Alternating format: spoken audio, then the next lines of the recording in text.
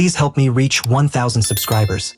If you had asked me 2 years ago whether I would ever betray the man I loved, I would have laughed outright. I wasn't that woman. I had a solid career, loyal friends, and Daniel, the kind of man who could make even a storm feel gentle.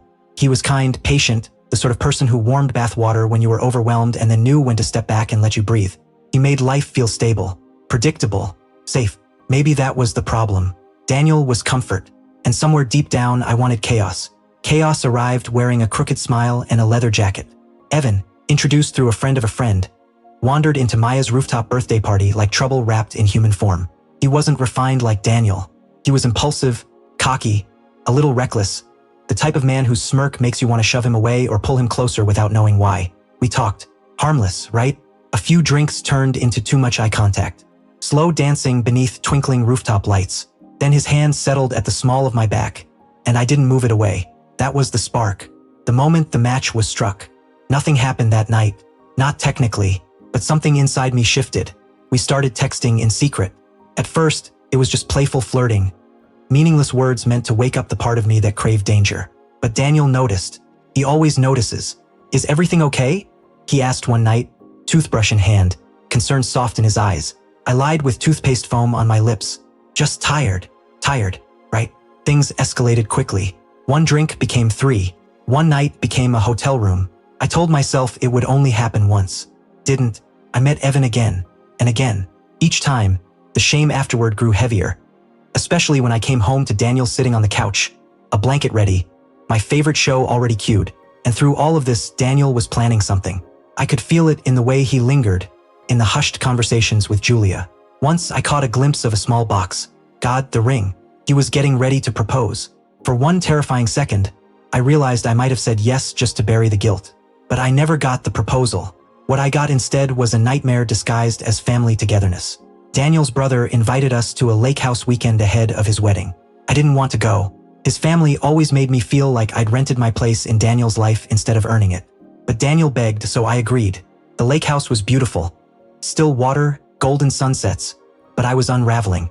My phone buzzed nonstop with messages from Evan, who didn't know I'd left town. I kept it face down, pretending everything was fine. Saturday night, everything shattered. We were gathered around the fire pit, wine flowing, laughter drifting through the air. Someone brought out an old projector and started playing childhood videos, silly clips, engagement photos. It was wholesome, innocent, until the screen went black. Then a new video appeared. Not Daniel's family. Me, laughing in a hotel hallway, kissing Evan. Another clip followed. Me stepping into an elevator with him, my hand pressed against his chest.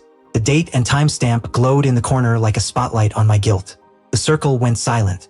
Someone whispered, "What is that?" I looked at Daniel. He wasn't watching the screen. He was watching me. His eyes were hollow. His fists clenched so tightly his knuckles turned white. His brother shut off the projector. Julia looked like she might collapse. Daniel spoke softly, carefully. "I was going to propose tomorrow." My lungs stopped working. "I thought you were pulling away because you were scared," he continued, voice cracking. "I planned this whole speech. I even invited your parents to come tomorrow night." He took a step back, like he was trying to undo standing near me. Then Evan's girlfriend sent me that video. My stomach twisted. "I didn't know he had a girlfriend," I whispered, sounding as pathetic as I felt. Daniel shook his head slowly. "Does that make any of this better?" After that, everything blurred. His parents left. Marcus was furious. Julia couldn't even look at me. Daniel never raised his voice. He didn't cry. He just walked away and never came back. He blocked me everywhere. Changed his number. I wrote letters that felt like wet ash. Pointless. Too late. The only thing I heard later, through Julia, was that he took a sabbatical from work and left the city to travel alone. I wish I could say I learned my lesson the moment that video played. But the truth is, I learned it long before.